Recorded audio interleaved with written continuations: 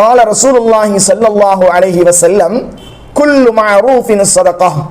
நபி ஸல்லல்லாஹு அலைஹி வஸல்லம் அவர்கள் கூறினார்கள், எல்லா நற்செயலும் தர்மமே.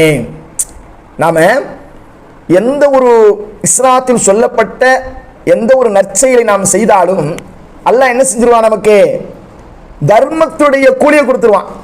ஒரு நல்ல காரியம் செய்றீங்க, என்ன நல்ல காரியம்? ரோட்ல நடந்து போயிட்டே இருக்கீங்க,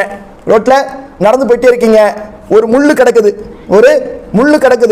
அந்த முள்ளை பார்க்குறீங்க, அப்படியே போயிடாம ஆஹா முள்ளு கிடக்குது, நம்ம காலில் குத்துற, ஆனா பின்னாடி வரவங்க யாராவது பார்க்காம அவங்களுடைய காலில் குத்தினா என்ன ஆகுறது அப்படின்னு நீங்க நினைச்சு அந்த முள்ளை ஓரமா ஒதுக்கி போட்டு போனா என்னது நன்மையான காரியம் தான் அது.